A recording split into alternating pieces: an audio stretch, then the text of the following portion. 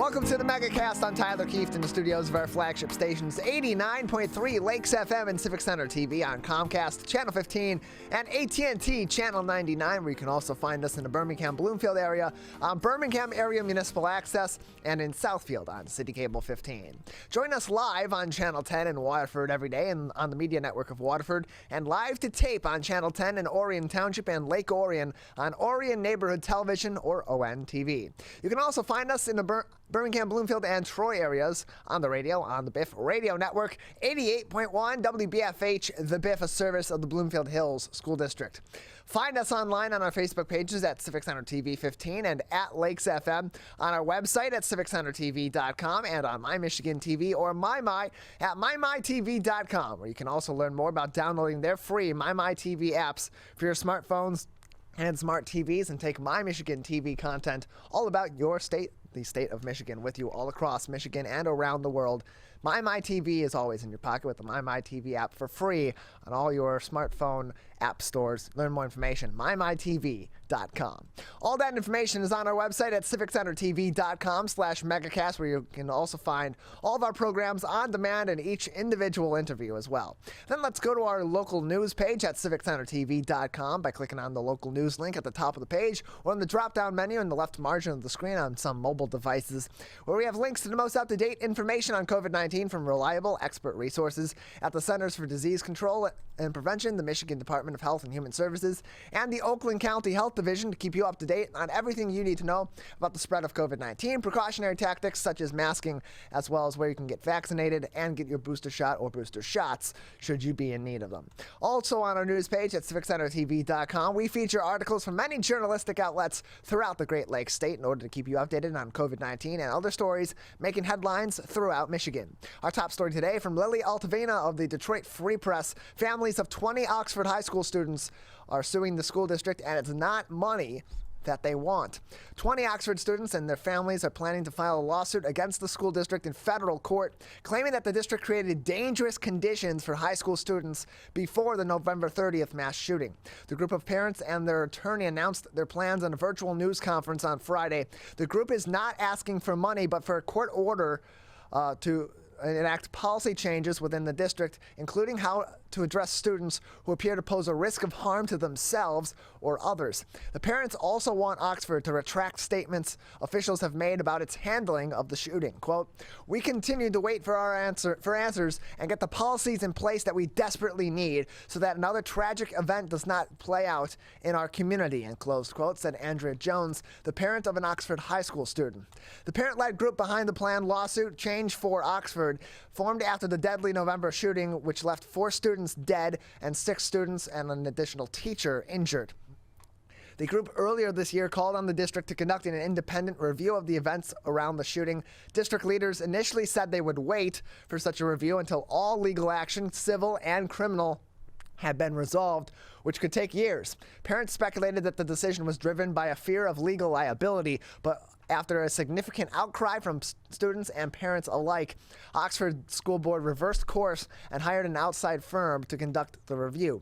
The board, however, denied Michigan Attorney General Dana Nessel's office's offer to conduct a review of the resources of her with the resources of her office. Parents at school board meetings have expressed anger over such a decision. The suit the families plan to file asks for a fully transparent and independent third-party investigation of the actions leading up to the shooting. Quote, "I don't have faith or trust we will get a clear and honest review," said April Valentine, another parent, during the Friday news conference.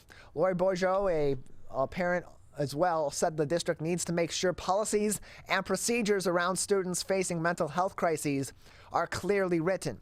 More than 6 months after the shooting, Oxford community schools and school officials are facing nearly half a dozen lawsuits in federal and state courts. Several suits have been filed by parents of the students killed: Hannah St. Juliana, Tate Muir, Justin Schilling, and Madison Baldwin. Families of injured students have also sued the school district. Additionally, making headlines on our website, civiccentertv.com, under our local news page from the news team at the Detroit News: Michigan kids as young as 6 months old. So this is from from Bridge, Michigan. Kids as young as 6 months old can get COVID-19 vaccines within days, according to Mike Wilkinson, the author of this article with Bridge, Michigan. The U.S. Centers for Disease Control and Prevention on Saturday gave final approval for the first coronavirus vaccines for children as young as 6 months old, opening the door for toddlers and preschoolers to be vaccinated beginning early on this week. One day after the Food and Drug Administration, or FDA, lent its support to giving vaccines to young children, the scientific advisors to the Centers for Disease Control and Prevention unanimously recommended approval on Saturday. The action was then endorsed by CDC Director Rochelle Walensky, formally making the two major U.S. vaccines available to 19 million children.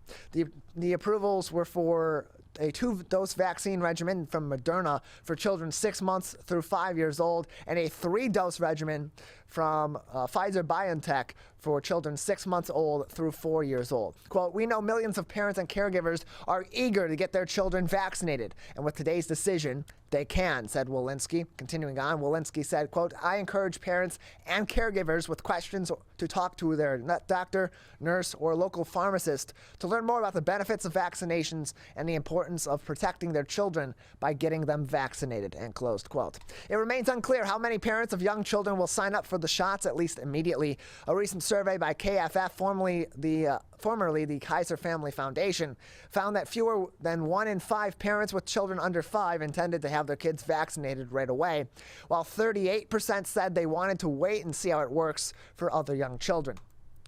The first widely available COVID-19 vaccines for adults were distributed in December of 2020, just 10 months after the beginning of the pandemic, an unprecedentedly short amount of time, and considered a miracle of modern medicine and international cooperation among scientists and governments.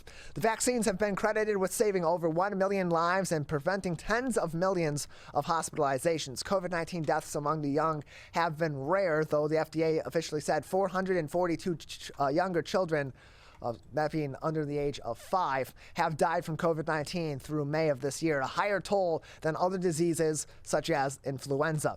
In Michigan, demographic data shows that 16 children under the age of 10 have died from COVID-19, a rate of 14 out of every 1 million children.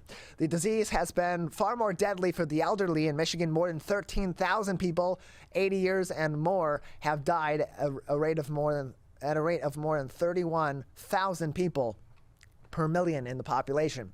An outside panel that advises the FDA unanimously approved the recommendation earlier this week, and the FDA leadership approved it on Friday, leading to the endorsement by the CDC as of Saturday. Quote, "As we have seen with older age groups, we expect the vaccines for younger children will provide protection from the most severe outcomes of COVID-19, such as hospitalization and death," said FDA Commissioner Robert Califf in a statement following the FDA's emergency use authorization. Finally, making headlines on our website from the team at the Detroit News, more record-challenging heat is in store for Michigan throughout this week. Another round of hot weather is in store this week with potentially record-breaking temperatures and heat index readings that approach 100 degrees Fahrenheit in much of lower Michigan. Tuesday, Wednesday, and Saturday are forecast to be the hottest days of the week, with Tuesday being especially warm. Temperatures will be in the mid to upper 90s on Tuesday across lower Michigan and as far north as Traverse City and Charlevoix, with heat index readings being likely to be about 95 to 99 degrees Fahrenheit. Temperatures will start to heat up on Monday afternoon after scattered showers and in the morning. Quote, "A push of dry and stable air will result in clearing skies throughout the day," and close quote, said the National Weather Service. And the warm front moving in will nudge temperatures into the mid to upper 80s by as early as this afternoon. Then there's a bit of a break in the heat. Thursday will bring some relief, but with temperatures and humidity down for the day. But then the heat climbs once again through Saturday, when 90-degree weather will be possible once again. And it includes record temperatures potentially throughout the week. The extreme warmth on Tuesday could set records across lower Michigan. Current records for June 21st in southeast Michigan are Detroit, 96 degrees Fahrenheit. That was set in 1933. In Flint, a record set in 1923 at 98 degrees. And in Saginaw and the Tri-Cities, a record set in 1988, 95 degrees Fahrenheit, the high.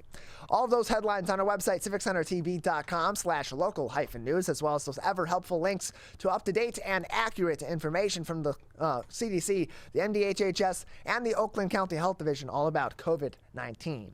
We have a great program ahead on this Monday edition of the Oakland County Megacast. Coming up next, we'll be joined by Julie Moore from the West Bloomfield Township Public Library talking about summer reading.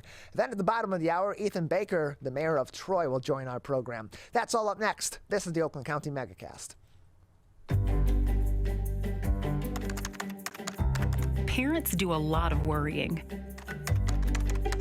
Get your kids caught up on childhood vaccines to protect them from these 14 preventable diseases, and you'll have 14 fewer things to worry about. Vaccines are safe and effective and save lives.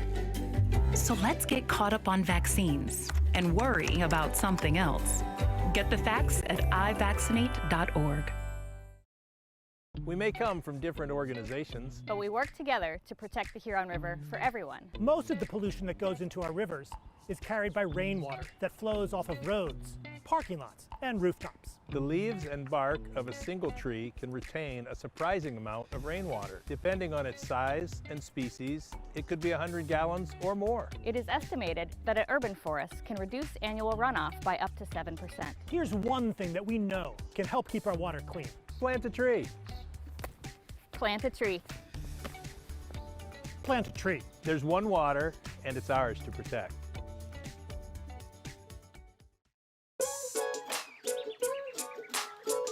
One of the things you can look for in your friends is a change in behavior. These can be big changes, they can be small changes in mood, physical appearance. They may be sleeping less or sleeping more, drinking more, or their eating patterns may be different. One big change that can be pretty obvious is change in motivation. Do they no longer want to play basketball? Do they no longer want to play video games?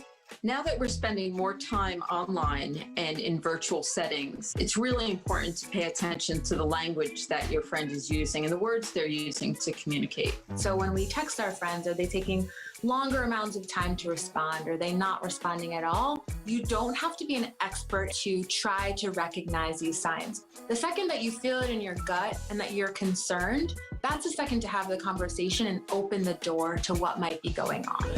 Whatever gets you talking. Today, it is easier than ever to join Michigan's Organ Donor Registry and help build a bridge of hope for organ, tissue, and eye donation. Just one person can potentially save or help improve the lives of up to 75 people. By joining, your legacy could be the gift of life. Sign up today at michigan.gov/SOS or at any of the more than 145 Secretary of State self-service stations located across Michigan. Be part of Michigan's Bridge of Hope by adding your name to the Organ Donor Registry.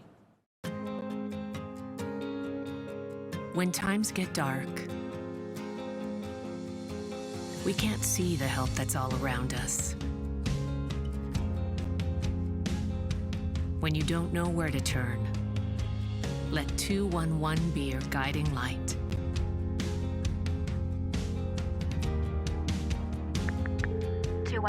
How can I help you? Our guides are ready to connect you with the help you need.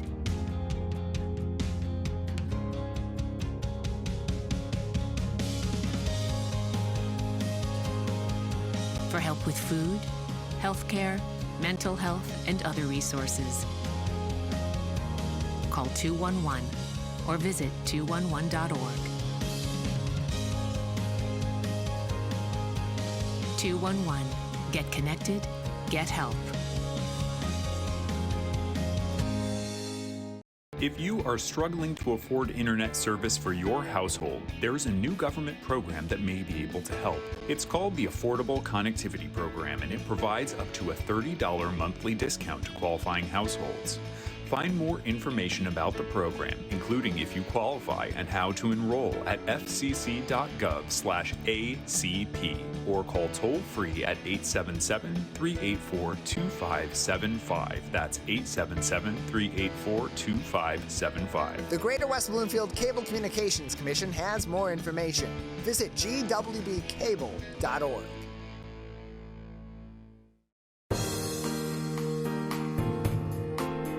Welcome back to the Oakland County Megacast. I'm Tyler Kieft. Learn more about the program by visiting our website at civiccentertv.com and clicking on a Megacast link, where you'll find information on our entire network of stations, including My Michigan TV. Joining us now is Julie Moore, the early childhood specialist at the West Bloomfield Township Public Library, as we're heading into summer with the official start of summer this week, which means summer reading time. Julie, thank you for being with us. Thank you for having me. Good morning. Appreciate having you on. So first off, just a lot of new things happening at the library this summer. What are some of the new and exciting programs that families and kids can participate in while they're out of school? Well, I think the most exciting part of this summer is that our summer reading kickoff this weekend brings us back to in-person programming at the main library and our West Acres branch. So we have not had any in-person programming for our youth since March of 2020. So this summer, all that fun and exciting opportunities for our children are back. So this weekend, we'll actually kick off our summer reading on Saturday at the main library with just a big party. So we'll have some bounce houses and some circus skills activities and gaming trucks and a lot of fun things for the families to take part of just to get ready for all that's to come for summer. So I've been to this before in covering the story for Civic Center TV in the past, and it really is. It's a blast. It's a lot of fun. Why have something like this as your means to kick off summer reading when reading often isn't something you're doing while you're playing in a bouncy house or running around outside, but it's important to have that kind of fun? So it's an opportunity to get families to the library so that they can see all that the library has to offer and see all the amenities that are available to them. So having the party is brings them in, but it gives us the chance to register them and get them excited for the summer reading program that's ahead. Having them on the premise, gives us the property, just kind of gives us an opportunity to show them where the books are located, how the librarians interact with the children and the families, and it just kind of helps bring that whole concept of reading through the summer full circle so that they feel comfortable and they feel excited about what's to come. School is hard. It's a lot of tough work, and it's a long school year for all kids of all ages. And so summer's a great time to have that vacation, have that some time off, relax a little bit from the school year. But it's important to continue with these learning experiences. Can you talk about what's called Summer Slide and why summer reading programs are so important to prevent that? Right. Statistically, we see that our children over the summer lose about 25% of what they've learned in reading and math throughout the previous year, coming back in the fall. So being able to have that summer reading program where kids are reading materials that they pick out, they're reading materials that excite them, they're reading things that really bring them joy, helps to keep those activities that they've learned throughout the year fresh and in their mind, so that when they go back to school in the fall, they're ready to start the next chapter of learning. So especially in our younger children, as they're learning so much so fast and those little brains are constantly moving, that math and reading is hitting about a 27% slide right now as they go back in the fall. So we really try to strive to give them enjoyment in reading and being able to take part in summer reading and earning rewards as well as books from the library helps them to just get excited about it and put in some effort into that reading through the summer.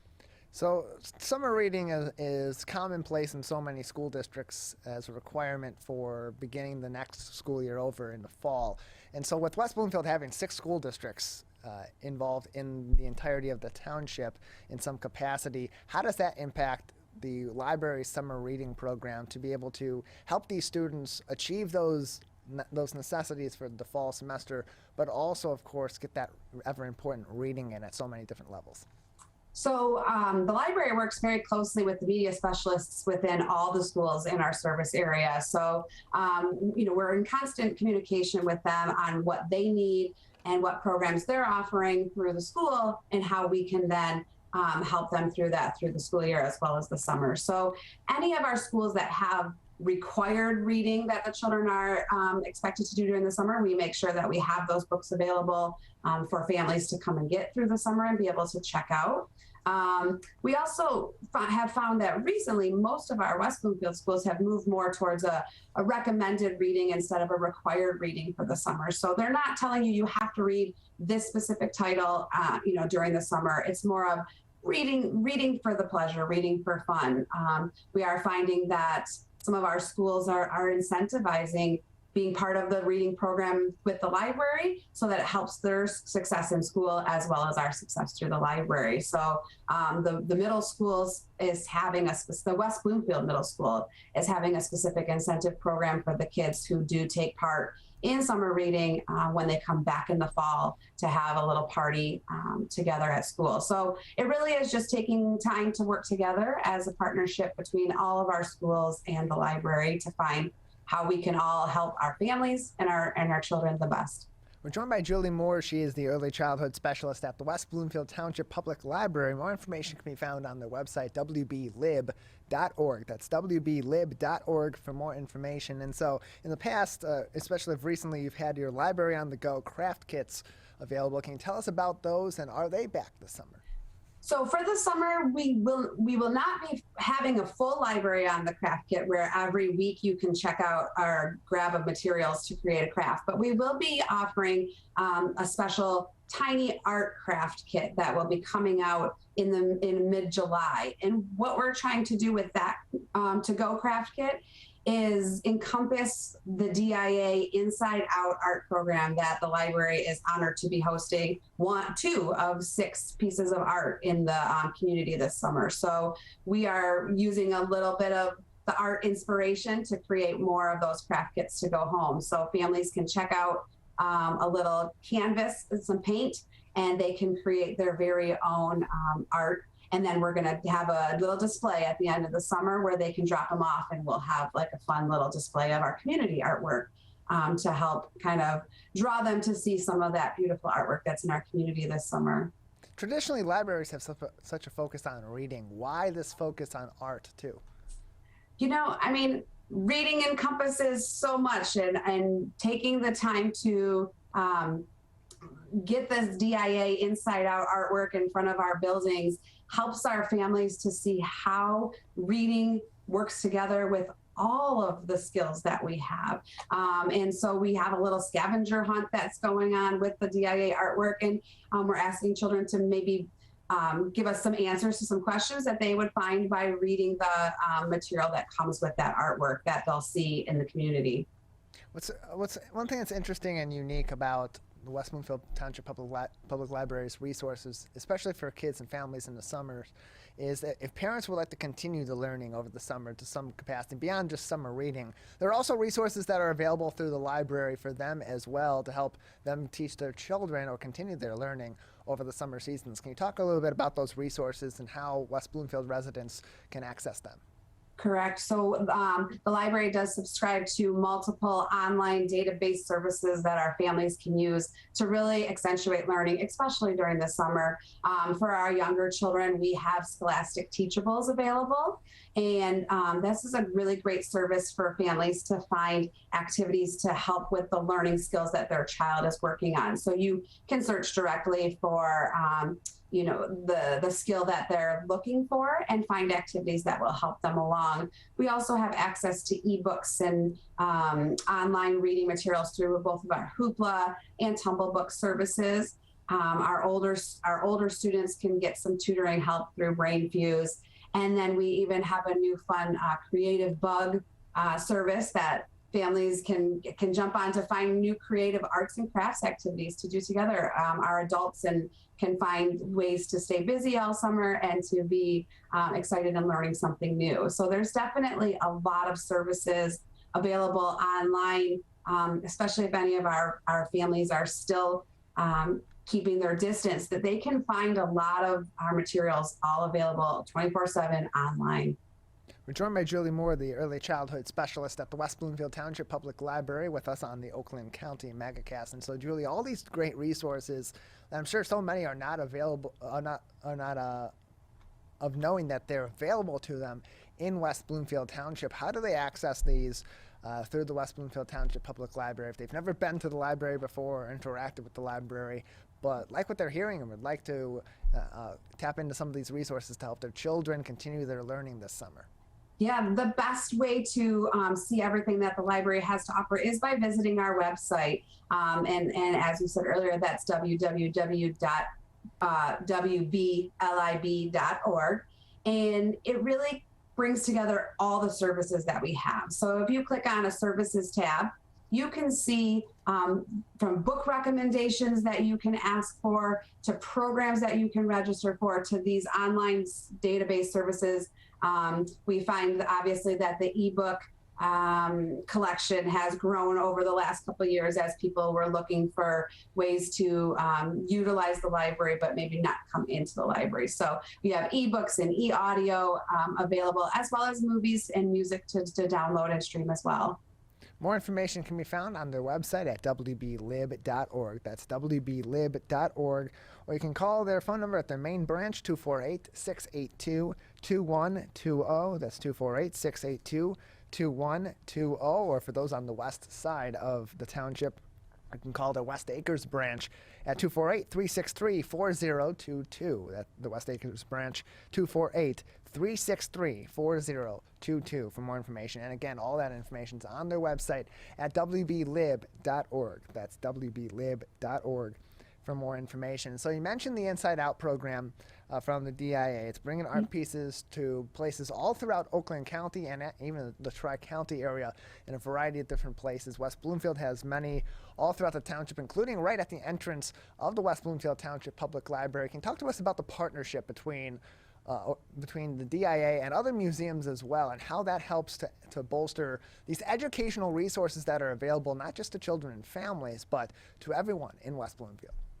Yep. So the library, functions as part of the community. And so we are here to serve the community that we are a part of, and looking to see how we can best make that happen takes partnership, and it takes the opportunity to see what else is available around us. So we had the opportunity to become part of the DIA Inside Out. We've been working closely with our West Bloomfield Parks Department as well, and they too have been able to acquire one of those pieces this summer. And so just kind of being able to open our minds to what's out in the community that some of our families may not be able to get to.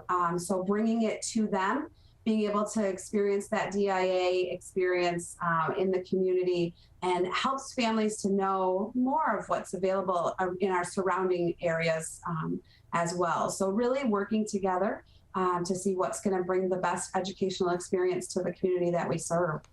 We're joined by Julie Moore, the early childhood specialist at the West Bloomfield Township Public Library, joining us on the Oakland County Megacast. Again, more information can be found on wblib.org. That's wblib.org. You can find more information on the DIA's Inside Out program, which is also in places all throughout West Bloomfield Township, including the library, by visiting West Bloomfield Parks' website at wbparks.org, where they have a full listing of everywhere in West Bloomfield Township you can find these recreations of classic art pieces all throughout the township in partnership with the Detroit Institute of Arts. Julie, just another couple minutes with you before we'll say goodbye today. Any other things that we haven't talked about today that would be interesting or important for our audience, particularly those families, to know about in terms of resources this summer or other fun events coming up at the library?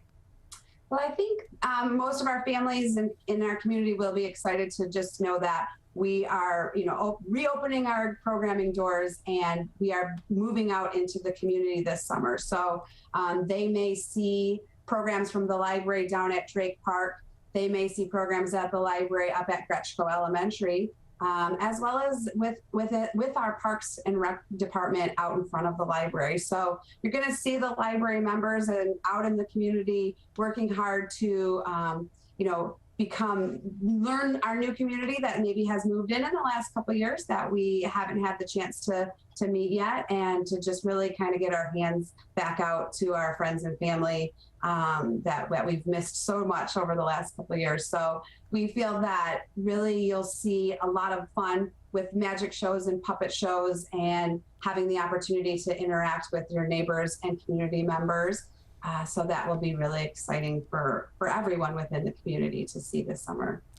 And we thank Julie for joining us on a previous edition of the Megacast to preview all the summer reading activities going on at the West Bloomfield Township Public Library. You can learn more information by going to their website, wblib.org. That's wblib.org. Even though the summer reading opportunities began on June 11th, you can still join in on all the festivities over there at the West Bloomfield Township Public Library, including at their West Acres branch on the west side of the township. We're going to take a break, and on the other side, we'll head to Troy, Michigan, and talk to the mayor. Ethan Baker joins us next on the Oakland County Megacast.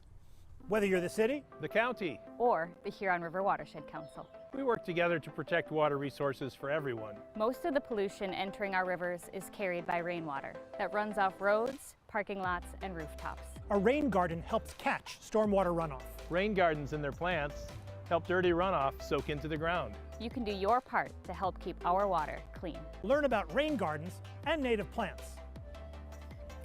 So consider a rain garden in your home landscaping. Catch the runoff with a rain garden. There's one water, and it's ours to protect. I couldn't breathe at all. There was lots of talk about putting me on a ventilator. I thought I was gonna die. I was 39 weeks pregnant and had a scheduled C-section. During that time, I got COVID and was hospitalized for a month. I had a blood clot in my lungs. It caused me to go into right-sided heart failure. I was really scared. I kept texting my husband and my mom, telling them how scared I was, and I was worried that he was gonna grow up without a mom. And then I was worried if, when I did get home, that he wouldn't know who I was. You know, being 27 and a mom and a wife and having that all almost taken away from me. It's scary, and if a vaccine can prevent that from happening, why not? Get your vaccine. I don't want this to happen to anybody else. A message from the staff of Michigan's Crime Victim Compensation Program. Anyone can be a victim of crime and suffer lasting trauma, physically, emotionally, and financially. But you are not alone. If you're struggling financially due to a crime, we're here for you. Find out if you qualify for crime victim compensation. Call 877-251-7373 or visit michigan.gov/crime-victim. A message from the Michigan Department of Health and Human Services, Division of Victim Services. You see certain things get reincarnated in your children. My daughter is very much inspired by my wife's artistic pursuits. So my daughter started making necklaces. She makes what we call affirmation fashion. I tell her every day that your black is beautiful. Your black is beautiful. Your black is beautiful.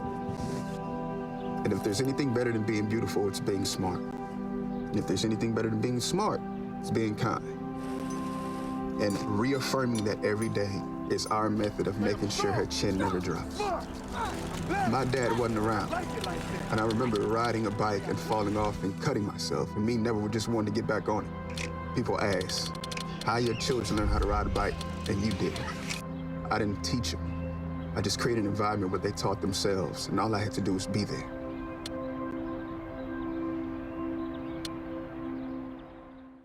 Whether you're the city, the county, or the Huron River Watershed Council. As partners working together to protect our water resources, we agree. Pet waste is the source of harmful bacteria in the Huron River. When it's left on the ground, it can wash into the storm drains. These lead directly to our streams. No filters, no treatment. Here's one thing we know that can help keep our water clean. Pick up pet waste and trash it. Pick up pet waste and trash it. So pick up pet waste and trash it. There's one water, and it's ours to protect.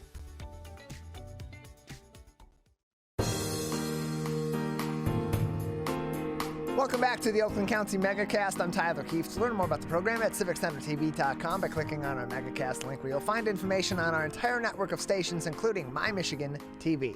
One of the busiest cities in Oakland County is Troy, Michigan, home to many a small business, including our team at My Michigan TV. Joining us now is the mayor of Troy, Ethan Baker, with us once again on the Oakland County Megacast. Mayor Baker, thanks for being with us today. Hey, good morning, Tyler. Good to see you. Happy to be here. Yeah, good to see you as well. It's been a while since we've last had you on the program. We're mostly through the worst of the COVID-19 pandemic, it would seem, at this juncture. So give us an update on the overall state of the city of Troy at this moment in time. Obviously, during the throes of the pandemic, the business community took a major hit, and that is a huge component of the city. But overall, how's the city doing at this time? Sure. Well, overall, I think the city is doing great. I'm a big proponent of all the good things we're doing in the city of Troy, and we continue to do good and big things. And I love hearing people say it looks like we're getting through the worst part of COVID and we're getting back to some normalcy. It feels that way. I certainly see a lot more traffic out on the roads. I'm seeing parking lots at our office buildings with a lot more cars than were there even 3 months ago. So it looks like it's a good sign, which will have huge positive effects for our city. Maybe not traffic as a whole, but the concept of the economy and keeping our small businesses and filled with customers and people shopping and people eating. It's an important part of our local economy. But City of Troy is doing really great. I can't complain. I wouldn't anyway, probably. But truthfully, I'm really proud of where our city's at. Mayor, we're just a short time away from July 1st, which is the beginning of the new fiscal year in the city of Troy. Your budget for the 2022-2023 year is complete. What are some of the priorities in this year's budget that you and the city council in Troy have put forth for the residents? Sure, that's great. I'm glad you asked. So I did a State of the City address last month in mid-May or so, and we talked about a lot of these new exciting projects and some of the big visions we have for the city of Troy. But some of the big highlights for us are we're really focusing on capital improvements in this budget. Obviously, with some of the federal money coming from the ARPA, American Rescue Plan Recovery Act, of course, and some of the other grants, like we got some community development funds through our congressional office, Congresswoman Haley Stevens. We're able to make some big investments into our city. We're doing a big new park project on the Civic Center campus. It's an expansion of the new Gene M. Stein Community Park, where we're adding an ice skating river and ribbon, a new pavilion. It's going to be a great community gathering space, and I'm really excited about that. So we have a big focus on that in our budget. Obviously, we're continuing to focus on public safety, increasing the resources at all levels for our police and fire departments, including new equipment, including additional dollars for hiring of police officers. And we've reworked some of their benefits package, making sure we're staying competitive in the state to make sure we get good applicants to the Troy Police Department.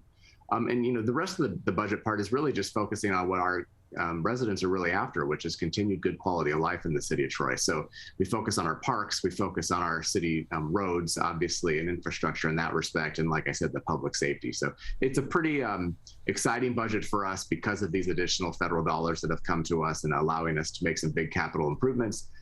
But it really is just a good focus on what our residents have long sought and why they chose Troy in the first place. So you mentioned the American Rescue Plan Act, or ARPA, and those dollars having a significant impact on capital improvements in the city. $2.2 million in American Rescue Plan funds going to the city of Troy that will be in effect in the next fiscal year, beginning on July 1st this summer. Can you elaborate on the capital improvement projects that are already proposed to be using these funds or on the docket or even just being discussed in the city of Troy, so that the residents and the businesses, visitors alike, will all know some of the improvements that you and your city council intend to make in the city? Sure, and I touched on them a little bit already, but more specifically, so we're getting a total of actually $8.2 million in ARPA funds that needs to be spent within their guidelines. 4.5 million of that is going to that new park expansion with the ice skating ribbon and the pavilion. So that's a huge investment in a park project, and about a little more than half of our ARPA dollars. We also are using a good portion of them, and I don't have the number off the top of my head, but we're replacing some fire apparatus. So a new fire truck, some other big equipment, and those are big dollar tickets. You'd be amazed how much it costs to buy a fire truck, or maybe you wouldn't, but it's well over $1 million just for one truck, which is fascinating to me. But so important, obviously. The other thing we're doing is, putting money back into our roads. We continue to have good roads in the city of Troy. When looking at our neighboring communities, we consistently hear, as soon as I cross, whether it's DeQuinder from the east or Adams from the west, people always say, we know we're in Troy because the roads are a better quality. And that's because we've spent a lot of our own, general fund tax dollars to repair roads that maybe should be more joint projects with the county road commission or even some state projects. But we put a focus on that. We don't mind spending the extra dollars because we know our residents and businesses depend on that. Yeah, some of those road projects that are affecting your city are happening in adjacent cities and in Troy. One of those is Maple Road between Coolidge and DeQuinder. Can you talk about the status of that work and between yourself and your city, your adjacent cities, and the county's road commission, where that project is at, how much longer that has to go before that traffic is no longer impacted coming into and, of course, going out of Troy? Right. Well, yeah, that is a county road project that it pretty much just started, unfortunately. That's the bad news. And they're down to one lane in each direction at this point, but it stretches the entirety of our city from pretty much, well, doesn't quite go to Adams, but from Coolidge all the way to DeQuinder. And, I want to stress how important it is for everybody to know that all the businesses along Maple Road, they're still open and they're still depending on us to go there. So please continue to use those restaurants and businesses, but it is a joint project. It's a county project. But, we border Clawson through there and some of even Royal Oak. So, I mean, the three cities are affected by it. And it is a newly started project, so it'll last through the rest of the construction season is my anticipation. By the time they do all of the grinding and milling and then relaying of the asphalt and any infrastructure work that needs to be done along the way. It'll be a great once it's finished, but it is definitely disruptive in the process. Yeah, it's one of those things, the roads that are such key investments in cities and certainly at the county level where non-cities rely on the county's road commission for funding and for, of course, the repairs and maintenance of those roads. But it's one of those that you see the investment so far after, and once you deal with the frustration, the benefits can be amounting. That's similar for response from first responders. And in Troy, there was recently an incident. There's a fire at the Capitol Grill at Somerset Collection, and it was very quick response, very swift response by the fire department in Troy to extinguish the fire and to deal with the residual effects of that fire at Somerset and secure the area. Can you speak to how that impacts yours and the city council's emphasis, particularly in the budget, on putting more funds into those first responder agencies in your city to continue to attract new people and be competitive in attracting new talent into those departments, but also to maintain what they have currently in place? Because as we saw at the Capitol Grill, those response times being quick can have a major impact. Certainly, a lot of questions there, Tyler. I'll do my best to remind me if I miss one.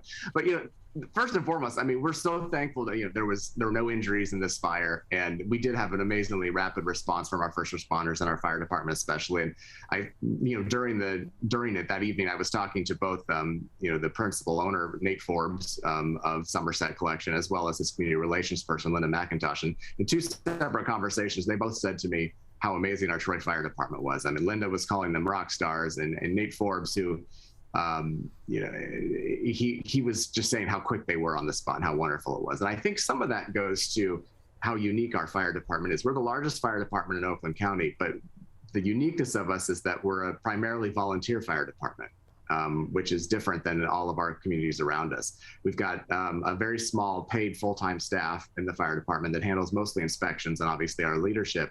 But then we've got about 165 volunteer firefighters that live and work throughout the city, and they're the primary firefighters. They're the ones that keep us safe, and we've had this system in place for about 80 years.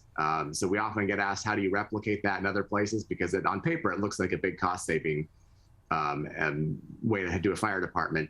But the reality is you couldn't replicate it and start now. I mean, we've organically grown that way for 80 years, so we're able to do that. But our ISO ratings, which is how firefighters and fire departments are rated, are high and comparable as every other paid fire department. So I'm really proud of our team. But I think how that plays into effect here is something kind of unique. We've got 6 fire stations throughout the city, but they're not fully staffed with firefighters at all times. All of our volunteers have pagers, and they've got all their equipment ready to go in their personal automobiles, whether they're working at their job around the city or if they're at home. And so I talked to, for example, the next morning I ran into a firefighter named Paul Chambers, who I know pretty well, and I saw him at Starbucks. There's a plug for Starbucks. But I ran into him and I said, Paul, you were down there, obviously, what happened? And so ironically, he was the first person on the scene as a firefighter once the call went out, because he was just under a mile away on Coolidge, just south of Waddles, driving, when he saw smoke in his rearview mirror. And he turned around instinctively, and then of course the page went out. So he got there right away, got his equipment on right away, and was right on the spot, as was our police captain, Andy Satterfield, who happens to also be a firefighter. He was in the area and he got there and he made some quick decisions. But I think you can all imagine, I mean, Somerset Collection in the city of Troy, it's one of the things we're most known for in this city. And I always get asked about it, whether I'm here or anywhere else. And imagine how I was at a charity event for Evans Scholars, and my phone is blowing up saying things like Somerset on fire. And the panic in that for anybody was quite something. So I feel very badly for the Capitol Grill, but I'm very thankful that it was pretty much limited to the Capitol Grill and didn't affect the day-to-day operations of the collection as a whole. But again, to your earlier question, yes, an absolute testament to why we spend so much money investing in resources for our fire department, our police officers and first responders, because when something like this happens, we want to make sure we handle it with the utmost professionalism, quickest response time, and with the best equipment available to keep everybody safe. More information on the Troy Fire Department and everything else happening in the city on their website, troymi.gov. That's troymi.gov for more information. And like so many other suburbs in the Metro Detroit area, in Oakland County and in surrounding counties also, Troy is one of the many communities participating in this year's Detroit Institute of Art's Inside Out program, where replicas of classic art pieces are being spread throughout these cities in a variety of locations. Can you speak to some of the locations in Troy where some of these pieces can be found? Yeah, we're very honored to be part of the DIA Inside Out program. We really value public art in our city. We're working actually to expand the public art opportunities. Primarily the pieces that are in the Inside Out program this year are around our Civic Center campus. So whether that's City Hall, the Troy Public Library, our community center, our Troy Racquet Club, those are the places on the Civic Center campus. We've also got some at the new Gene M. Stein Community Park, and then further north in the city I think there's one at Bolin Park, and also at the Stage Nature Center. So we just did a tour on Saturday. You could do a bike tour or a walking tour and see the different pieces. It's really a unique project, and I really recommend anybody who isn't familiar to get out there and look at them, because it's neat to see the replicas, but it's also, there's a little bit informational plaques there. You learn a little bit about it. I think it's a great program. Yeah, it's a great program. It's in Oakland County, Wayne County, and Macomb County, all in partnership with the Detroit Institute of Arts. You can learn more information by going to the DIA's website or by going to Troy's website at troymi.gov to find all the places in Troy you can explore some of these replicas of classic art pieces all throughout the bustling metropolis of Troy and in other areas all across Oakland County. We're joined by Troy Mayor Ethan Baker on the Oakland County Megacast. Mayor, the Troy Farmers Market is open once again for the summer, and I understand it's in a different location this year than it's been in the past. Yeah, this is our 5th year doing the Troy Farmers Market. We've got a great market manager, Cindy Stewart, who is very proud of the farmers market that we do in Troy. We just opened on Friday. This summer, it's Fridays from 11 to 4.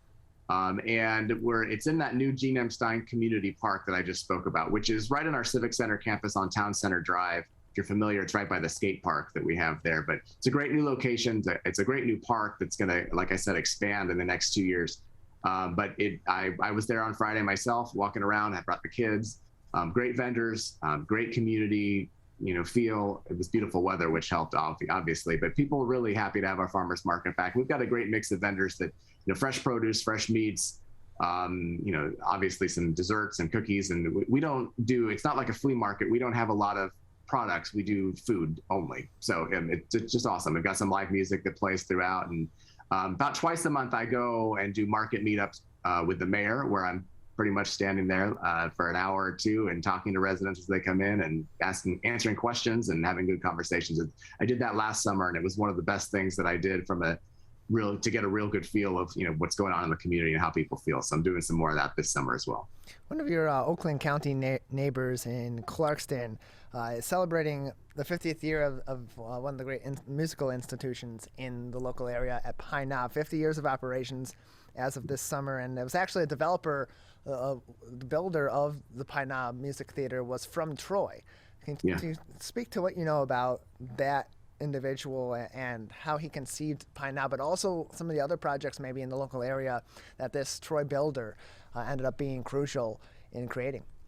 Sure. Actually, I was just reading, there was an article in the Free Press yesterday that talked a little bit about the family's history in developing Pine Knob, and it did speak about how his manufacturing shop was in the city of Troy, and he was based in Troy, and the family really did, it was kind of their brainchild. Obviously, today we look at these outdoor, what are they called? Not auditoriums, but the outdoor pavilions. And they're very common throughout our country. But at the time, there were really only 3 major ones 50 years ago. And Pine Knob, they wanted to do this because they thought this is going to be a great addition to this area. Detroit is known for its love of music and rock and everything. And they thought it was really going to do well. And they were right 50 years later, right? It's one of the pre-pandemic 2019, it was the most successful outdoor pavilion in the country from a concert standpoint. But he did a lot of projects throughout the whole Metro Detroit area. And I'm always proud when a Troy business is responsible for doing some great things. And, I'm really, it's a neat part of that Pine Knob history, especially to know that, some of the important construction aspects and infrastructure out of Pine Knob were constructed right here in the city of Troy. That I'm going to add to this. Interestingly, people don't often talk about this much anymore, but the designer of the original Twin Towers, Yamasaki, he also was based in Troy, right on Big Beaver. So we've got a lot of history. The projects that don't just happen here in Metro Detroit, but throughout the country and the world. So there's a lot of good things happening in Troy always. Good people here. It's a good place to do business, and it has global outreach. Mayor, just about a minute left before we'll say goodbye today. Anything else we haven't touched on about the city of Troy, or things we should be looking out for in the near future as we head into summer in Troy? Yeah, summer in Troy is a great place to be. Obviously, our farmers market's back. We've got new movie nights under the stars starting in that new Gene M. Stein Community Park. The first one's actually this Wednesday evening. Movie, you can get there early for ice cream and things around 8:30, but the movie will start about 9:30 when it's dark. We're doing Sing 2 as the first movie. We've got 3 or 4 other movies throughout the summer. We've got our concert series in Bowling Park that we do, great outdoor concerts venue. These are all free events that you can come to and, just hang out on the grass, bring your own chair, blanket, enjoy some music, enjoy the movies. And obviously we continue to, support our healthcare heroes here in Troy. We've got some, important work still being done by all of these people who have earned our respect or should definitely earn our respect. And again, I encourage everybody to get out, even if there's construction, spend the extra couple minutes sitting through that traffic to get to your favorite place along Maple Road or any other place there's going to be construction in Troy. Because one of the things that we've learned is that people need to be constantly reminded that a place is open. And, you don't think about it, but you sit an extra 2 minutes, it can be worth it to go to, Shields Pizza, for example, one of your favorite pizza places in Troy or something like that. So don't forget about the small businesses. They depend on you still patronizing them, even through construction. Mayor, thank you very much for joining us today. Thanks, Tyler. I appreciate the opportunity as always. Good to see you. See you soon. More information on Troy, Michigan can be found on their website, troymi.gov. We'll take a break. When we come back, we'll kick off the Michigan Megacast on your radio homes for the program 89.3 WBLD Orchard Lake and 88.1 WBFH Bloomfield Hills on the other side. The owner of Belkin Tutoring joins us. That's up next. This is the Michigan Megacast. One of the things you can look for in your friends is a change in behavior. These can be big changes, they can be small changes in mood, physical appearance. They may be sleeping less or sleeping more, drinking more, or their eating patterns may be different. One big change that can be pretty obvious is change in motivation. Do they no longer want to play basketball? Do they no longer want to play video games? Now that we're spending more time online and in virtual settings, it's really important to pay attention to the language that your friend is using and the words they're using to communicate. So when we text our friends, are they taking longer amounts of time to respond? Are they not responding at all? You don't have to be an expert to try to recognize these signs. The second that you feel it in your gut and that you're concerned, that's a second to have the conversation and open the door to what might be going on.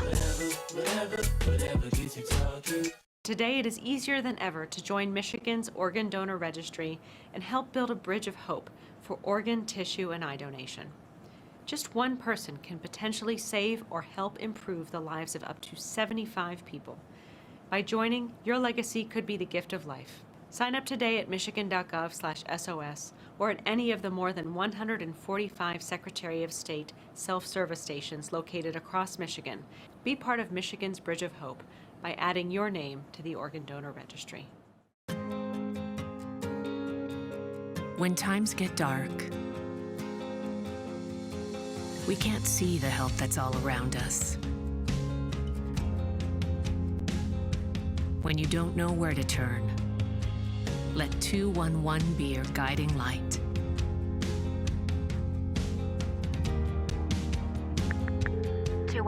How can I help you? Our guides are ready to connect you with the help you need.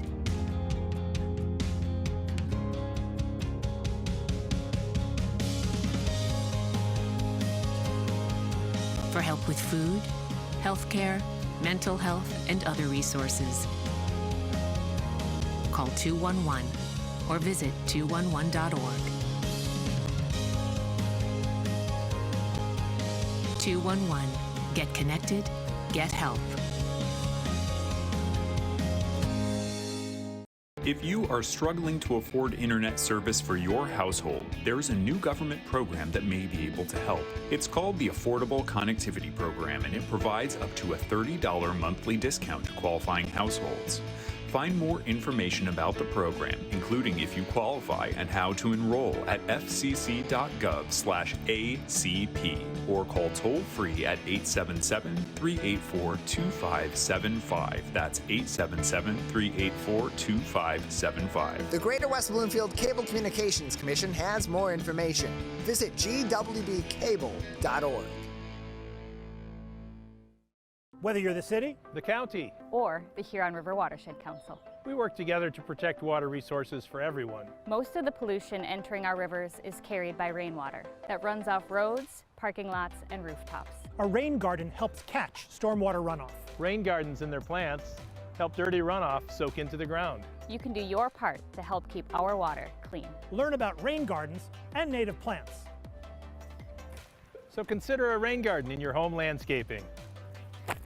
Catch the runoff with a rain garden. There's one water, and it's ours to protect. I couldn't breathe at all. There was lots of talk about putting me on a ventilator. I thought I was gonna die. I was 39 weeks pregnant and had a scheduled C-section. During that time, I got COVID and was hospitalized for a month. I had a blood clot in my lungs. It caused me to go into right-sided heart failure. I was really scared. I kept texting my husband and my mom, telling them how scared I was, and I was worried that he was gonna grow up without a mom. And then I was worried if, when I did get home, that he wouldn't know who I was. You know, being 27 and a mom and a wife and having that all almost taken away from me. It's scary, and if a vaccine can prevent that from happening, why not? Get your vaccine. I don't want this to happen to anybody else.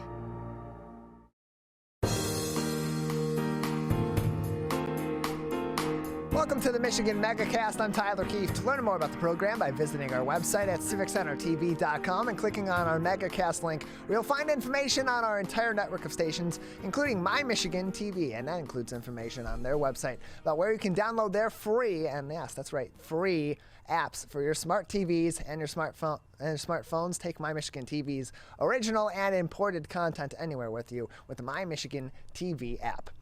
As the kids are back home for the summer, learning comes home with them. For some, there's a lot of catching up to do during the summer months. For others, it's a good time to maintain learning over the vacation break to prevent the summer slide. Joining us now is Alyse Belkin. She is the owner of Belkin Tutoring with us on the Michigan Megacast. Alyse, thank you for joining us today. Thanks for having me. Appreciate having you on. So first, tell us about some of the services and the resources that are provided by your business. So Belkin Tutoring provides academic support for students of all ages, all content areas. We work with students one-on-one. We meet them where they are at academically, and we help them reach. We provide the academic support to help them reach their potential. And sometimes it's a matter of building confidence and overcoming anxiety.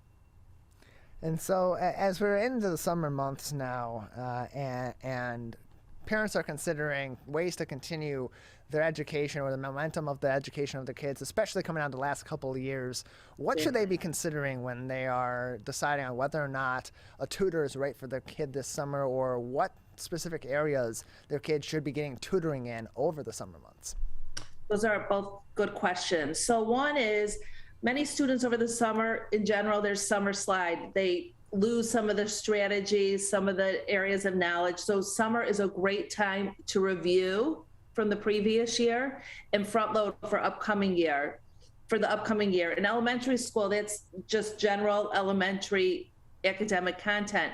In other areas, in middle to through high school, that would be English, math, history, and science, especially if the student struggled. If it was a student that was struggling a lot in math, this is a good time to review and front load to build some confidence and gain some skills going forward. Same with the other content areas. And when you're thinking about tutoring for kids of all different ages, whether or not they have one strong area or not, as you mentioned, and some of those factors deciding how or what kind of tutoring to get your child for the summer, in a general sense, who needs tutoring among kids, and how often is tutoring necessary? Should it be something year-round? Should it just be in pockets? It depends. It's specific to that learner. It can be year-round. We have many students that we see year-round that are both excellent students and some students that are struggling students. Excellent, superior students who do well, who are high achievers, but who want to do better, who want to build confidence, who want to look ahead, who also want the enrichment, some challenges. We work with students in that way. For struggling students, we work with them, we meet them where they're at. And one approach that we take is we tap into their strengths, their academic strengths, their emotional strengths, their social strengths, to address their challenges. We build their challenges by using their strengths.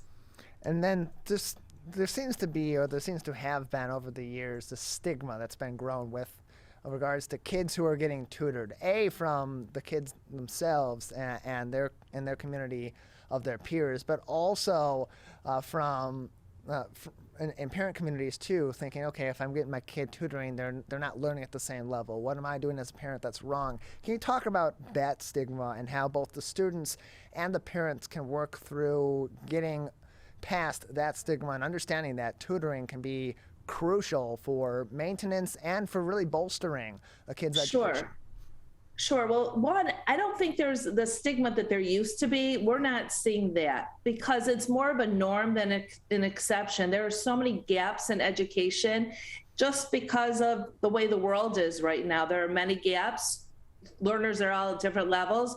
So there's a lot of value in tutoring. And I think that stigma has kind of dwindled away, let's say. But parents find value in it because it builds confidence.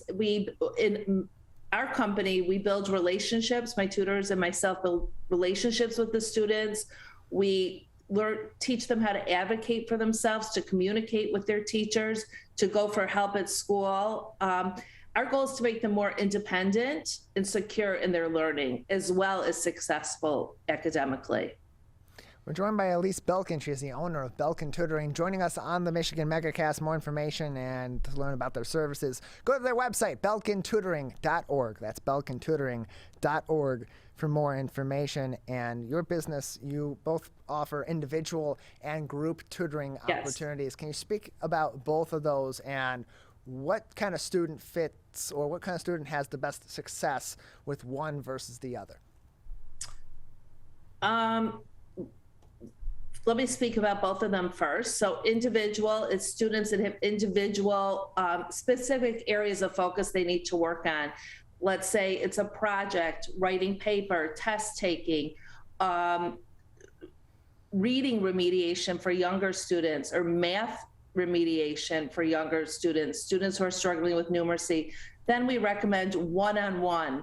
On top of that, we do groups where students do learn well from each other if it's approached effectively and efficiently. So we do have groups of students working on math concepts.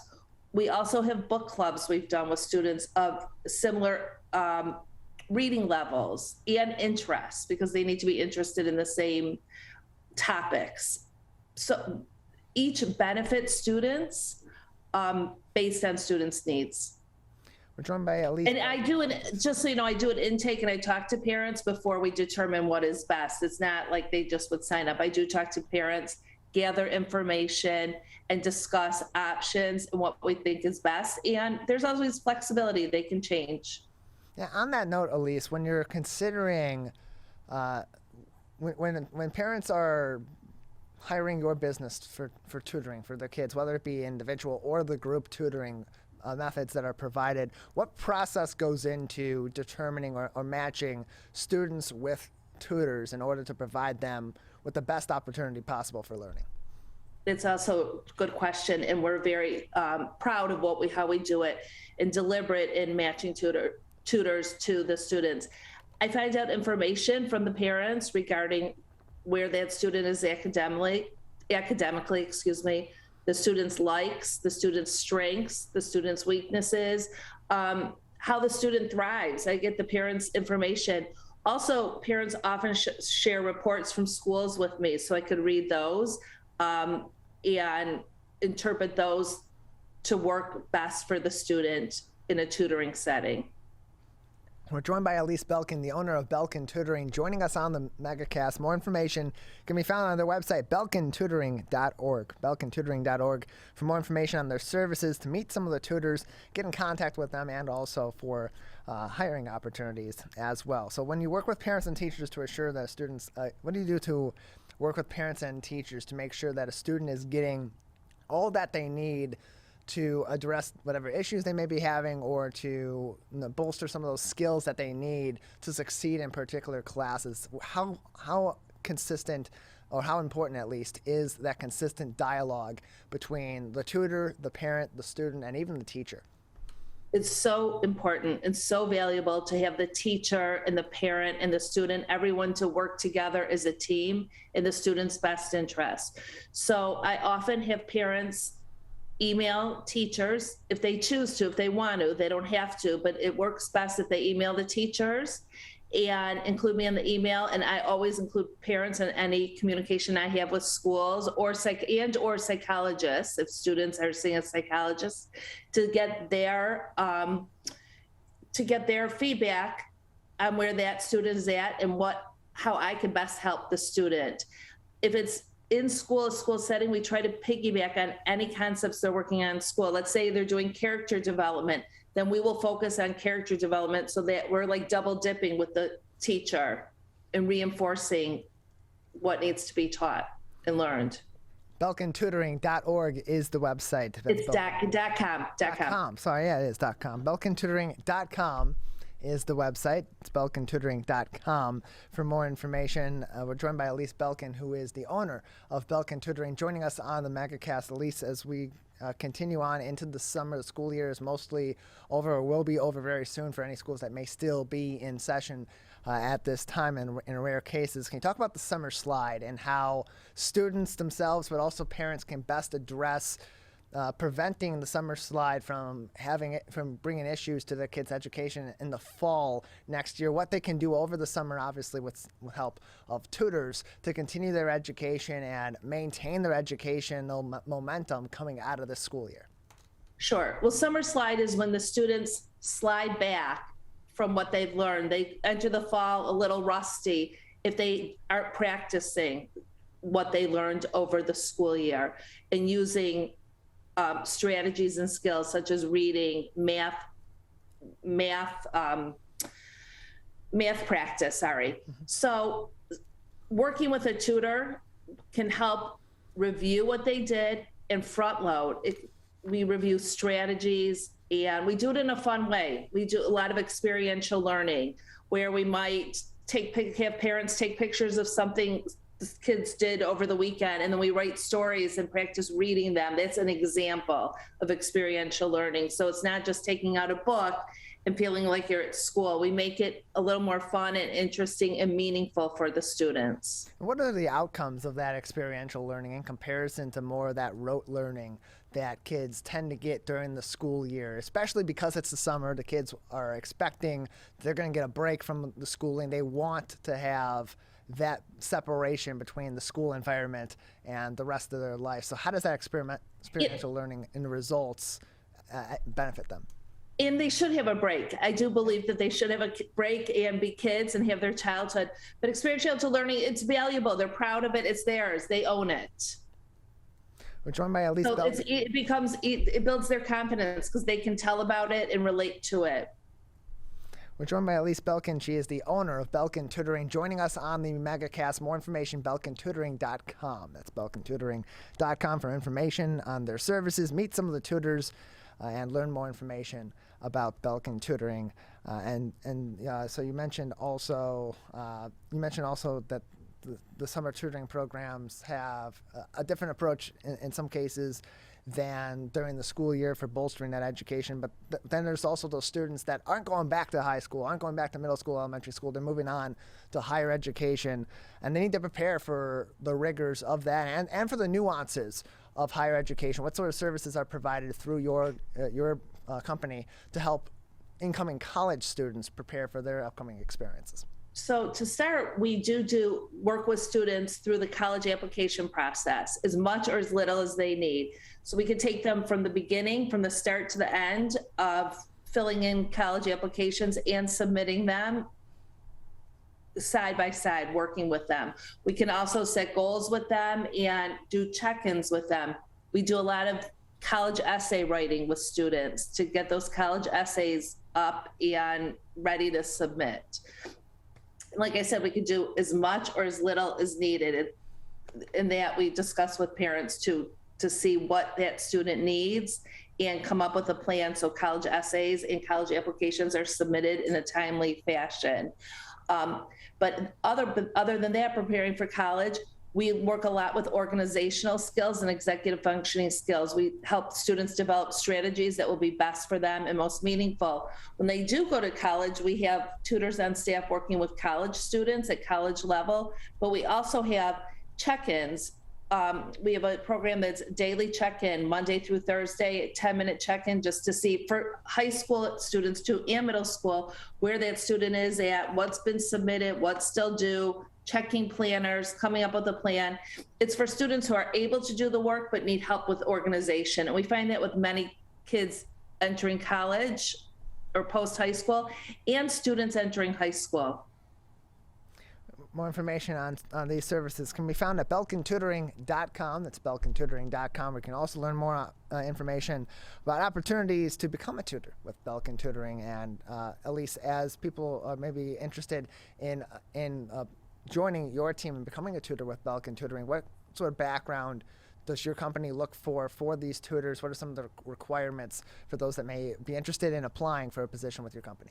And we are always looking for new tutors. So one of the requirements are having a teaching degree and or being certified or having a degree in a content area. For instance, having an English degree, but maybe not having a teaching degree. I have people with English degrees teaching students English related subjects, same with math. So definitely having a college degree, and then we can talk from there. Alyse, any more information on Belkin Tutoring that we haven't discussed just yet, or more information, anything else that people may need to know as they're considering hiring a tutor for this summer? No, any academic questions, we're your people. We also help parents before conferences formulate questions. I go to parent conferences. I go to what's called IEP when they have a meeting about their children's individual educational plan. I meet with psychologists when psychologists are sharing neuropsych reports. So I get the information if there's accommodations recommended. I can go with the parents to the school and be that liaison, the advocate for the student. So I serve as a student advocate. Well, Alyse, we appreciate you coming on the program, telling us more about the services that are provided by Belkin Tutoring and talking about how tutoring can be useful over the summer for kids of all different ages. Thank you. Thank you. More information, belkintutoring.com. Get in contact with them, learn more about their tutors and all of the services provided by Belkin Tutoring. And if you're looking for work and you're looking to become a tutor, opportunities amount over there at Belkin Tutoring, belkintutoring.com. We're going to take a quick break on the Michigan Megacast. On the other side, we will talk about conflict. It's not always as bad as you think. Author Gabe Karp explains why in his new book that you'll learn more about next on the Michigan Megacast.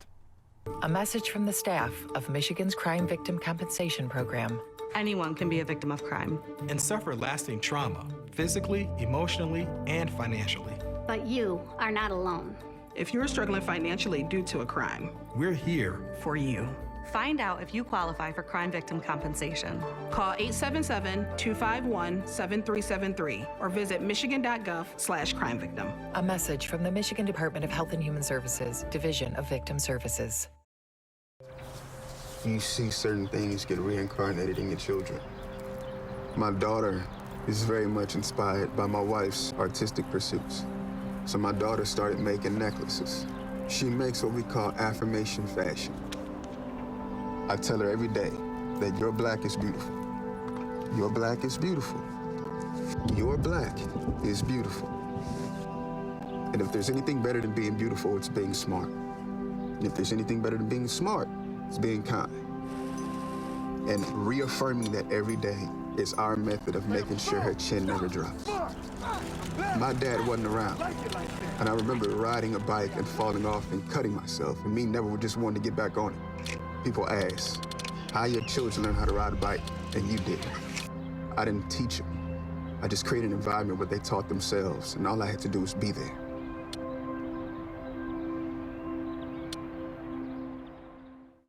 Whether you're the city, the county, or the Huron River Watershed Council. As partners working together to protect our water resources, we agree. Pet waste is a source of harmful bacteria in the Huron River. When it's left on the ground, it can wash into the storm drains. These lead directly to our streams. No filters, no treatment. Here's one thing we know that can help keep our water clean. Pick up pet waste and trash it. Pick up pet waste and trash it. So pick up pet waste and trash it. There's one water, and it's ours to protect. Who is struggling right now? I am. My son is. Many are struggling with anxiety, depression, and substance use. Before it becomes a crisis, reach out to MyCal, the Michigan Crisis and Access Line for free confidential support 24/7. Available in the Upper Peninsula and Oakland County.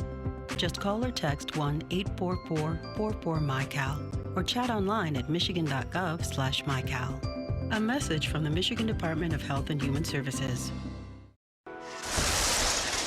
Motorcyclists are hard to see.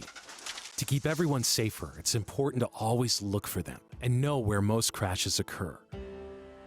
84% of motorcycle and vehicle crashes happen on streets, not highways. And most crashes with motorcyclists occur when vehicle drivers are turning left. So before turning, especially to the left, make sure you look for motorcyclists. Then look again. It could save a life. If you are struggling to afford internet service for your household, there is a new government program that may be able to help. It's called the Affordable Connectivity Program, and it provides up to a $30 monthly discount to qualifying households. Find more information about the program, including if you qualify and how to enroll at fcc.gov/ACP or call toll-free at 877-384-2575. That's 877-384-2575. The Greater West Bloomfield Cable Communications Commission has more information. Visit gwbcable.org. To Sofia and Gabriel. Even though these old knees can't follow on your adventure to the forest today, these flowers represent my love. These stitches and threads join us together.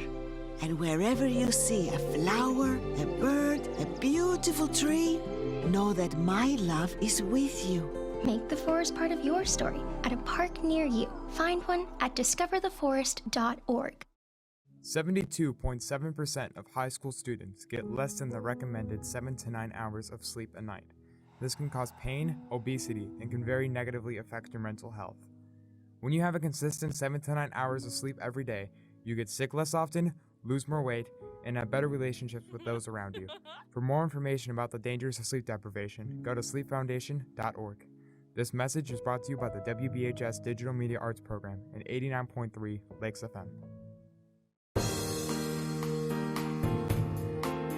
Welcome back to the Michigan Megacast. I'm Tyler Kieft. Learn more about the program at civiccentertv.com/megacast, where you'll find more information on our entire network of stations, including My Michigan TV.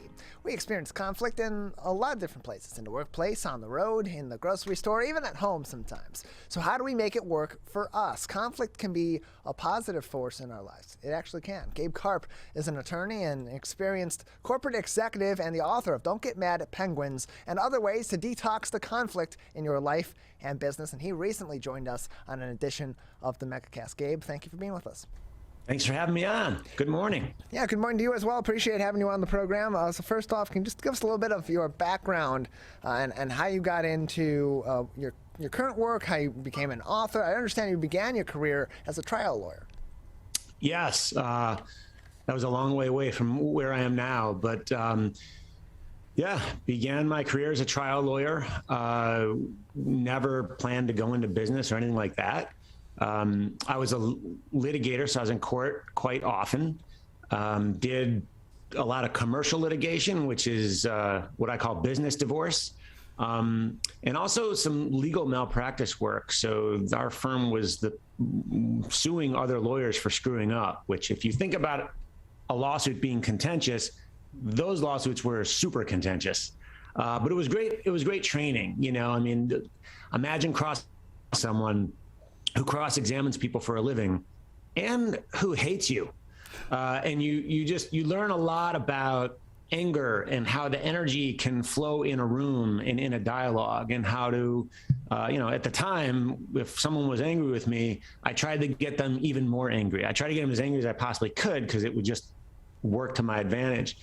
And I was a litigator for about 10 years and then left the private practice law and joined a small startup, which was a whole other story that would take too long to get into now, but joined a small startup, maybe about 20 people or so when I joined. And we grew pretty fast to over 500 people. And while I first started out as the legal guy, pretty soon I was taking on lots of non-legal responsibilities, operations teams, and working with lots of leaders and helping grow other leaders in the company. And we started throwing off some cash. So we started to look for other companies to acquire.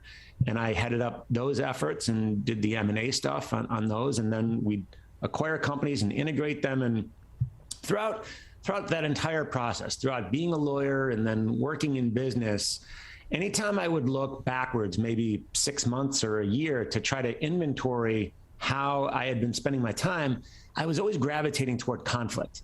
It used to be I was trying to create conflict and mix it up and stir it up. But then in business, I was seeking out conflict, rooting out conflict to figure out where the friction points were so that we could eliminate them and just be more efficient and grow faster. And the same patterns of conflict I saw in litigation were recurring in business and in personal lives too. So it wasn't, the only common denominator was human beings working with one another, dealing with issues. And I started getting pattern recognition when I'd run into a problem and I'd say, wait a second, I've been in this situation before.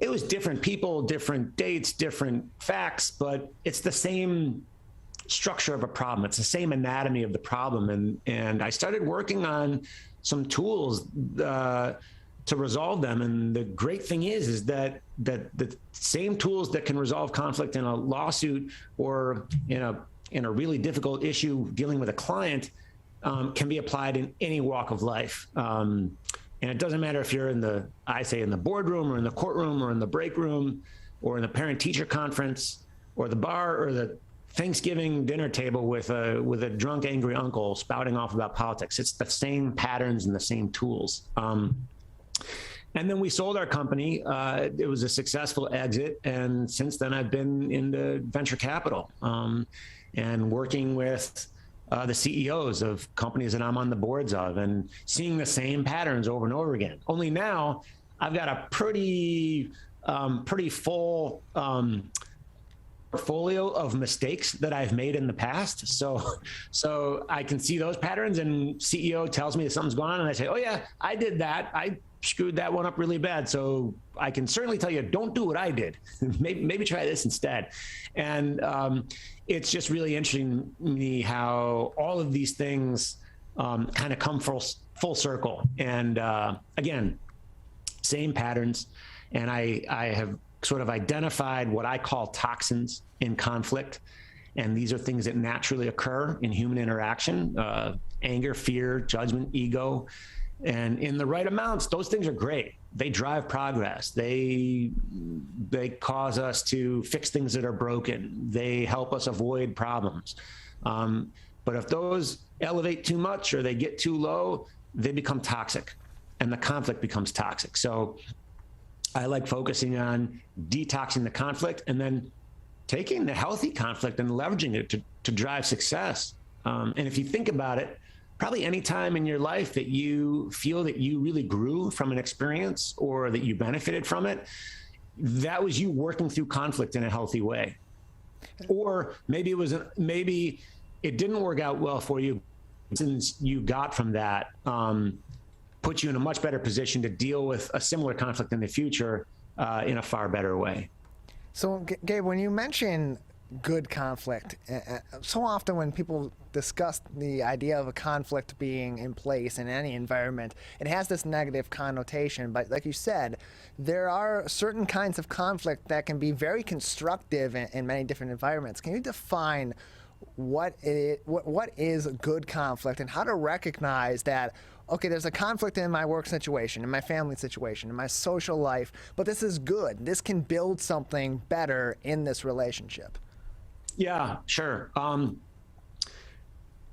One premise to that question is that conflict is inevitable. And one of the myths out there, the common misconceptions, is that conflict is a bad thing and should be avoided. So I would say anyone who tries to avoid conflict is trying to avoid the inevitable. And that usually makes it worse. When you avoid a small conflict now because it's uncomfortable, that will allow it to fester and grow and develop into a much bigger conflict that's going to hit you eventually. So I would say this: most conflict comes from a difference of opinion or a difference in goals between people or groups or teams. And to me, that's a good thing. To recognize those differences and to be able to work through them allows you to pick the best solution, because no one person has all the answers, and everyone can benefit from a contrary viewpoint. And the ability to hear that viewpoint, to make your viewpoint known to someone who disagrees with you, allows both sides to come up with something that has collective benefit for everyone involved. So let's get specific. Let's say there's a leader who has an underperforming team member on their team, and they've got some harsh feedback to give that person. Tell that person things that they is not going to want to hear because it's going to make them feel bad. And as a result, the leader says, well, I don't want to be disrespectful. I don't want to hurt that person's feelings. So the leader withholds the feedback to avoid the conflict. But that's not avoiding conflict. That's just allowing someone who is doing something wrong or could be doing something better to improve to continue making mistakes. That's not respectful. That's disrespectful. That's mean. That's like actually a cruel thing to do to another human being. Take a really simple example.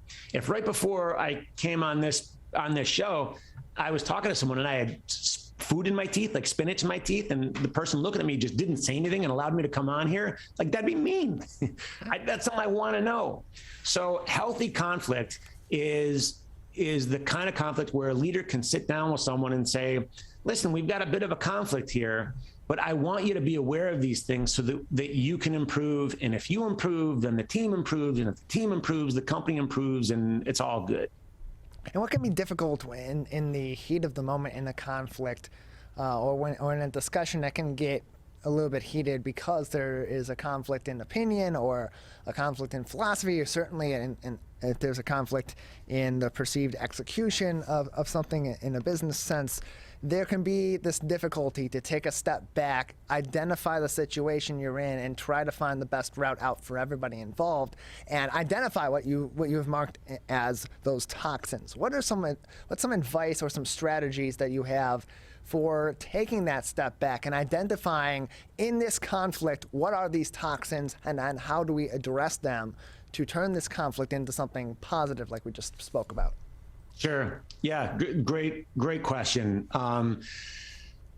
As far as the toxins are concerned, there are quite a few, but I found that 4 account for the vast majority of conflicts that I've experienced and witnessed: anger, fear, judgment, and ego.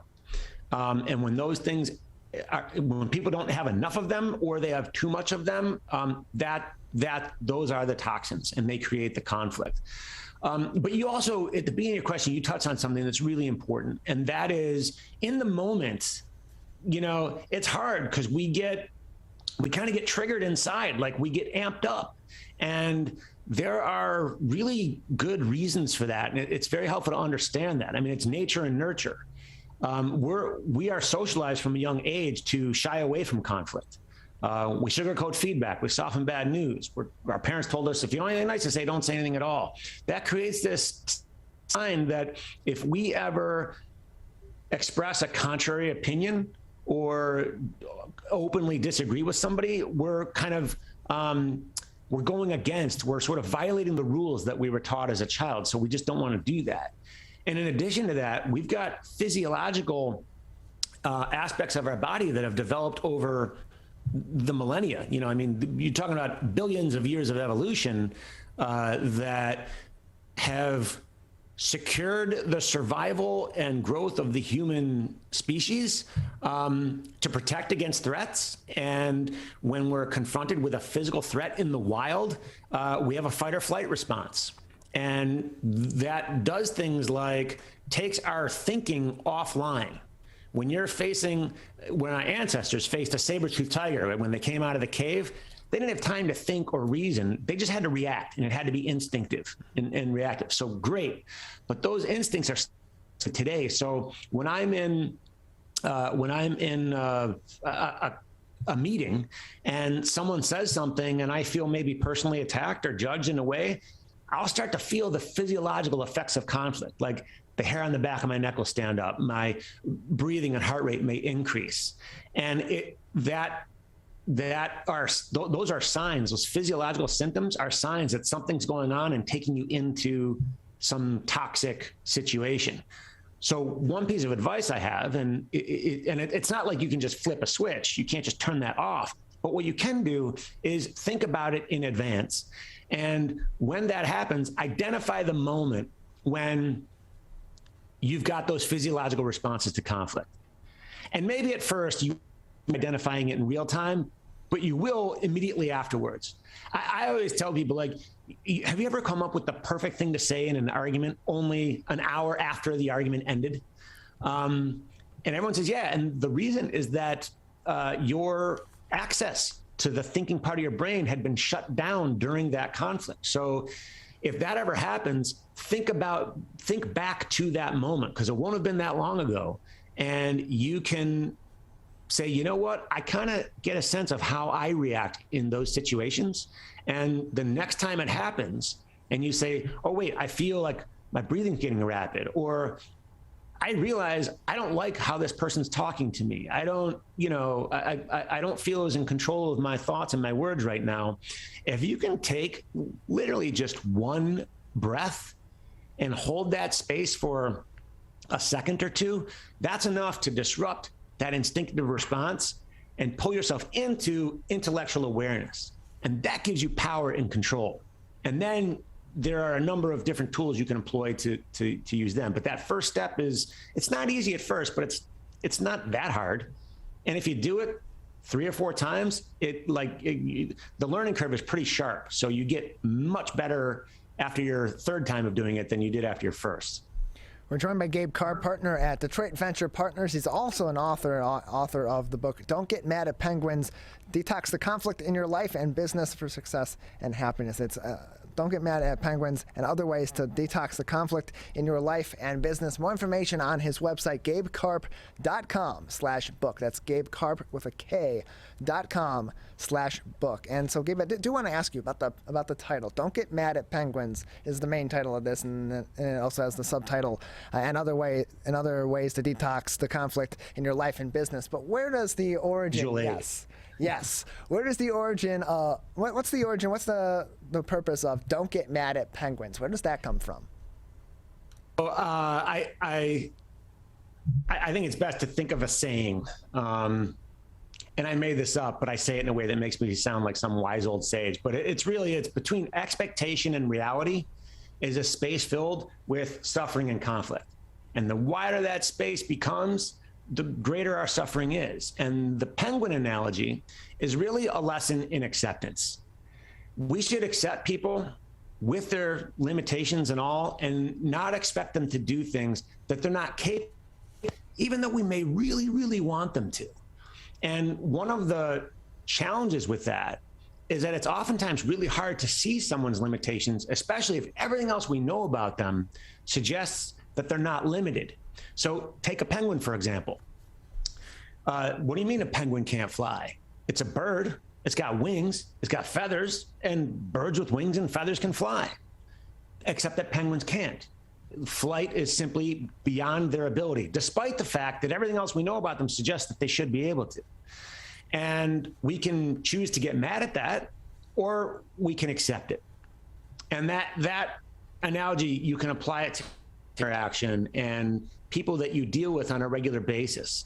And whatever the facts are, when you find that you are continually getting frustrated or angry or even fearful of someone in a similar situation over and over again because they're not behaving in a way that you want them to, it's very possible that that person is not making a choice. They're not doing it on purpose. The thing that you want them to do is beyond their ability.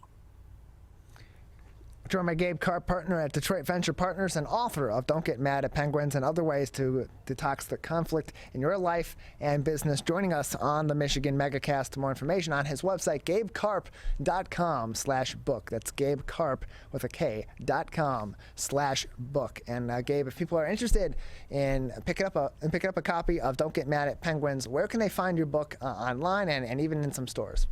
As my publisher says, the book is available everywhere books are sold. Amazon, Barnes & Noble, Books A Million, Walmart, Target, Google. There's also an audiobook narrated by me. James Earl Jones wasn't available. And that's available on Audible, audiobooks.com, Apple, and a number of other platforms. So if you Google Don't Get Mad at Penguins, you'll see all the results you need to order it. And it's a great, it's a quick read. And I'd say it's a great investment for, a few bucks. You can get a new perspective on something you've probably been dealing with for a long time. That was Gabe Karp, who joined us on a previous edition of the Megacast to talk about his book, all about conflict. Again, Gabe, we appreciate having you on the program and telling us more about your book, Don't Get Mad at Penguins.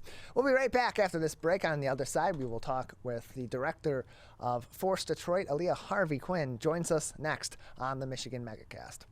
I couldn't breathe at all. There was lots of talk about putting me on a ventilator. I thought I was gonna die. I was 39 weeks pregnant and had a scheduled C-section. During that time, I got COVID and was hospitalized for a month. I had a blood clot in my lungs. It caused me to go into right-sided heart failure. I was really scared. I kept texting my husband and my mom, telling them how scared I was, and I was worried that he was gonna grow up without a mom. And then I was worried if, when I did get home, that he wouldn't know who I was. Being 27 and a mom and a wife and having that all almost taken away from me. It's scary, and if a vaccine can prevent that from happening, Why not? Get your vaccine. I don't want this to happen to anybody else.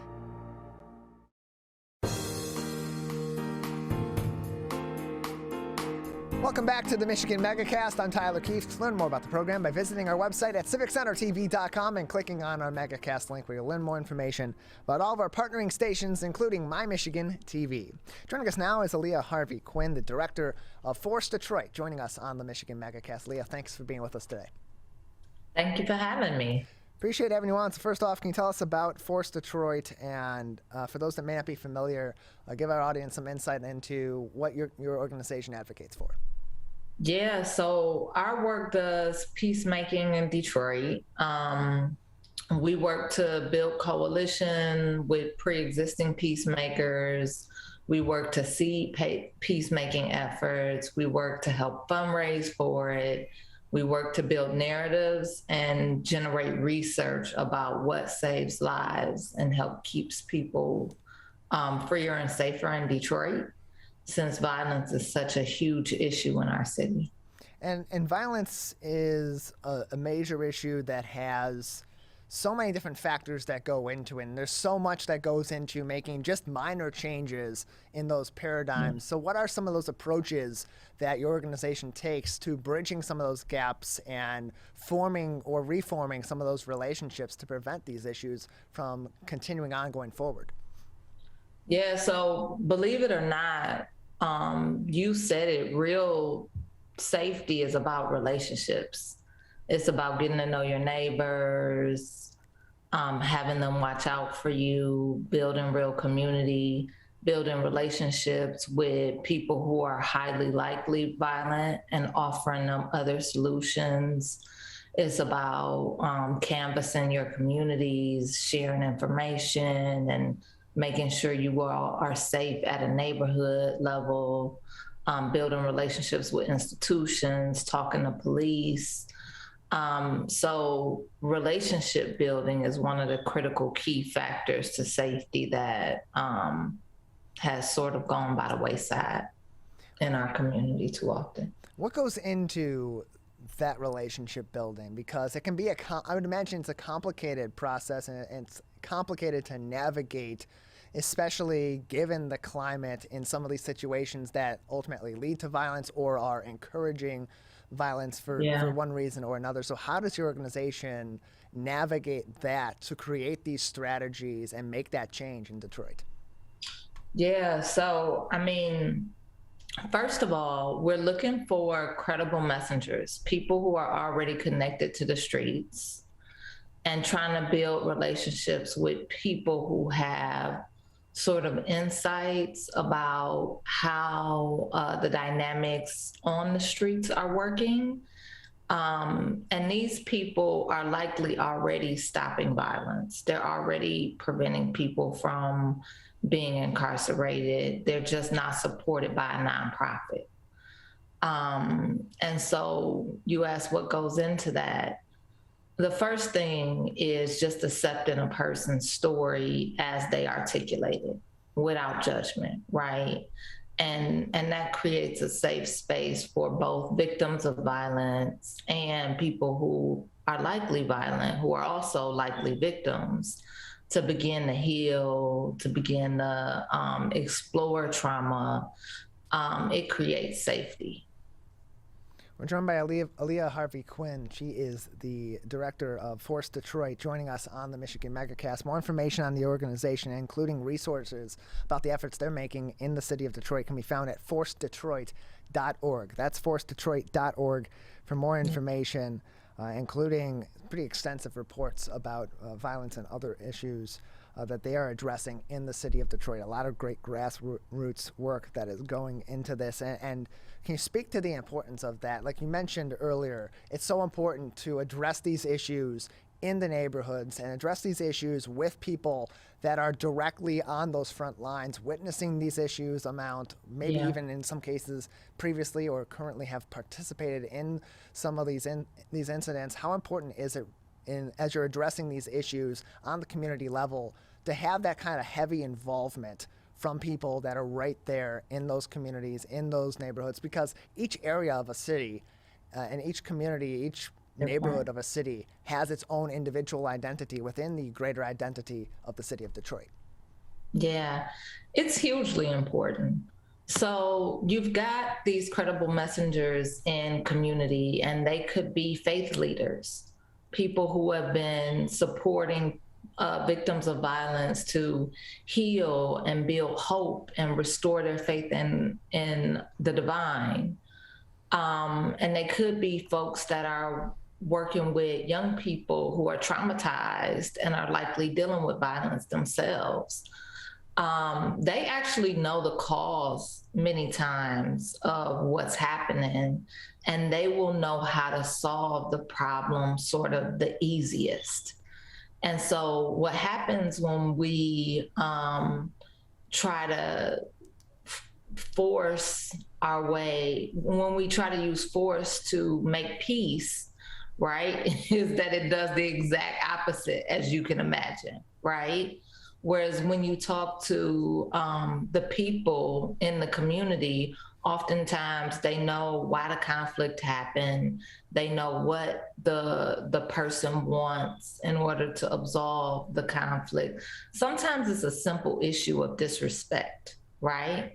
And the real solution is to sit two parties down and have a logical mediated conversation, right? But we never get to that point if we're sort of like plowing through and applying heavy force. And there are peacemakers in our city who have been fighting for years without pay, navigating these waters, folks like Daryl Woods and Tafari Brent and Ray Winans and so many others that don't get paid and that deserve to not only benefit from public dollars to support this life-saving work, but they deserve institutional support wrapped around them. Leo, as you're addressing these issues and you get that input from those that are in or within these communities and are experiencing these incidents of violence or just the violence in a general sense, what then do you do as those next steps after you get the advice and you get the consultation from these individuals who know the others that are involved, who know the powers that are at play and the conflicts that are at play? You want, as you said, you want to get that information so you're not forcing your way in, you're not forcing your insight on these communities. So when you get that information, what are those next steps that you take and your organization takes it with Force Detroit to then begin those healing processes? Yeah, so usually there's a short-term de-escalation sort of emergency opportunity. We might relocate somebody for a few days, stay at a hotel, give you time to cool off. We might take somebody and have a studio session. We might know that they care more about their potential rap career than they do about this actual conflict, right? Sometimes the conflict is over literal basic needs, right? And in that instance, we're gonna buy a set of groceries, right? So it all depends, this individual, there's an immediate response, and then there's a long-term care plan that needs to be developed after that. So like, what is the plan for therapy? How are we supporting folks to make sure that they have functional jobs or entrepreneurial opportunities? Like, what is the whole person-centered care plan? And that would be how we would look at it. Alia Harvey Quinn joins us on the Megacast. She is the director of Force Detroit, joining us on the program today. More information on the organization can be found forcedetroit.org. That's forcedetroit.org for more information. And as you're addressing these issues, as Force Detroit has those stakeholders in these communities that are involved with the individuals that are experiencing these acts of violence and these other issues and are helping your organization address this, how does that relate, the relationship between these neighborhoods, these individuals, and public entities, whether it be the city proper or the police department, how important is it to have those relationships also being fostered with your organization, with those in the communities as well, and especially within those departments, particularly the police department, that so often can react to these sorts of incidents with sort of a broad strokes approach instead of maybe getting down to the nitty-gritty of things and understanding what has led up to some of these conflicts. Yeah, I think it's really important to be in an accountable relationships with all the institution involved, right? So oftentimes the space of peacemaking is one that is riddled. First of all, there are a lot of different peacemakers that come with a lot of different strategies, right? Some folks focus on victims, and people who are victim-centered tend to want to work with police or Crime Stoppers or folks like that. Some people are focused on transformation of likely violent communities, right? Those people won't want to work with police. They will want to invest deeply in their community members that are traumatized and make sure that they come up with a person-centered plan for them. There are other people who are concerned with building sort of containers to support leaders and community members that want to prove to themselves that they've transformed. And these are groups like the People's Action, Dignity for Detroit, New Era. And then those community members can show up as a solution. So there's a lot of conflict in the space already. But at the end of the day, when you're talking about saving lives, there's a very small group of people that has a long history of doing that in Detroit and who has that particular expertise, right? We need to be able to count on each other. We need to be able to call each other in times of emergency, right? And that includes the police. Like if we're having a high stakes negotiation between groups that have different ideologies and are at war with each other, it might help to have a squad car outside so that nobody gets followed when the negotiation is over, right? Even if you're not planning the thing out with the police. It involves the city, right? The city and public institutions should be funding this work overall. Across the country, this work has been evidence-based, tremendously successful. In places like Oakland, it's been able to reduce violence over the course of 7 years up to about 60%, right? That's fantastic. In Newark, it was 35%.